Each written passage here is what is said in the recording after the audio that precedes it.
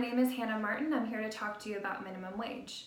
Now, every person who's employed wants to be compensated fairly for their work. So the idea of raising minimum wage a hefty $5 an hour is one of the most appealing things that the government has proposed.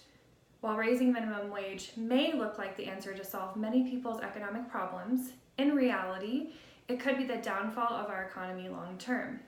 Raising the minimum wage initially creates a small amount of wealth, but long term leads to lower employment rates and the loss of jobs.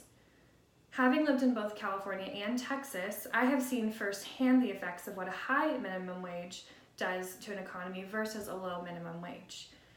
Now, some of the most important things to consider when deciding whether or not to raise minimum wage are the correlation between unemployment and minimum wage rates, how raising minimum wage affects disadvantaged families and minorities, and how it affects the economy long term. I'll now kind of explain some of the statistics of the effects of minimum wage on unemployment.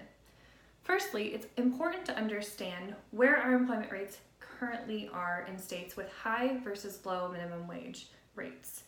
The unemployment rates of our country say a lot about our current economic state and give us solid statistics on how different actions, such as raising minimum wage, can affect jobs.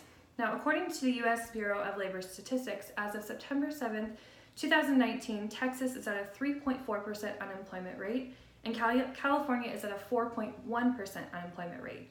Additionally, the National Conference of State Legislatures reports that the minimum wage in Texas is currently at $7.25 per hour, and the minimum wage in California is $12 per hour. Now, historically, according to this graph, the unemployment rates in California have been much higher than that in Texas. This data shows us that there is at least some correlation between lower unemployment rates and lower minimum wage and the unemployment rate. So here we have a graph that shows this is California's unemployment rate over time since 1990, and the bottom line is Texas. So historically, we have had a lower minimum wage and we've had lower unemployment rates. Now, while the state minimum of Texas has remained almost unchanged in nearly 10 years, the state minimum wage of California has been steadily increasing with negative side effects. The rapid increase in wage in reality has the opposite effect that we would hope. According to Jarrett Stutman from Gale Opposing Viewpoints, in a study completed at University of California, Riverside, it was demonstrated how California's perhaps well-meaning minimum wage policies produce underwhelming results at best, but more typically create corrosive side effects for business owners and workers alike. Now, this University of California study specifically took a look at the restaurant industry in California and informed us that while the data gathered shows that the restaurant industry as a whole has had significant growth, it has actually grown more slowly than it would have without a minimum wage hike. Now, although unemployment is an important factor in determining whether we should or should not raise minimum wage, we also need to look at the negative effects raising minimum wage can have on minorities and disadvantaged families.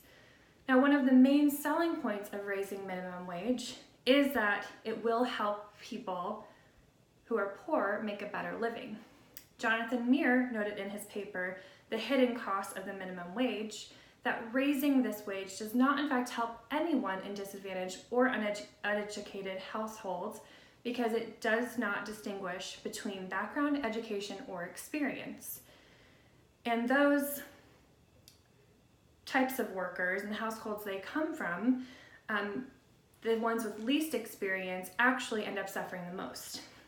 So those with least experience tend to come from poorer and less educated communities who need the opportunities more and the wage increase more, and perhaps someone coming from a middle-class family. Yet those with more opportunity and education are chosen for jobs because employers need to make sure that they are getting their money's worth. Another important factor in determining whether this change would help disadvantaged families is the effect minimum wage raise has on the hours that people are able to work. According to a study conducted at the University of Washington, after minimum wage was increased to $13 an hour, work hours decreased, resulting in a net decrease in earnings of workers earning minimum wage. Now, disadvantaged workers who rely fully on their jobs would suffer greatly from an increase in minimum wage if that meant that their overall net income would in fact decrease. Now that you know the effects of raising minimum wage could have on those who we are supposedly trying to help, we also need to look at the effects of the economy on the economy as a whole long term, and this is best demonstrated by history.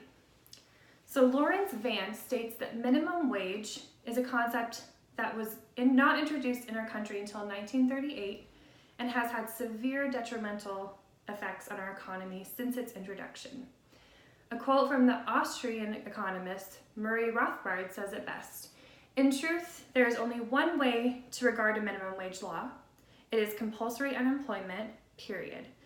The law says it is illegal and therefore criminal for anyone to hire anyone else below the level of X dollars an hour. This means plainly and simply that a large number of free and voluntary wage contracts are now outlawed, and hence there will be a large amount of unemployment. Remember that the minimum wage law provides no jobs, it only outlaws them. Before federal minimum wage was even a concept, anyone anywhere could go look for employment, and even if the wage was what we consider criminal now, they could still earn said wage and provide for their families, regardless of experience, criminal background, or education. Now, the concept of minimum wage has pushed our society into a system that forces us to spend thousands of dollars on higher education in order to earn a better living, all the while then forcing the minimum wage upwards and making jobs even less available without years of experience. Employers are then forced to only employ people to make high minimum wage that they are paying worth it, and the cycle continues.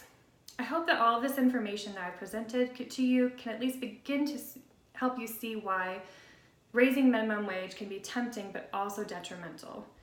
Minimum wage will eventually be the cause of our economy's downfall rather than its savior.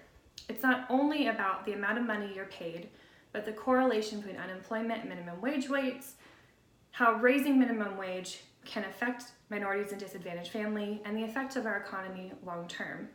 Next time you have an opportunity to vote for this type of legislature, take all the information into consideration, not just the seemingly good, enticing aspects of the idea. Remember that although we want to be paid fairly, fair does not always mean that the government mandated, and the government does not always know what's best for its people. Thank you.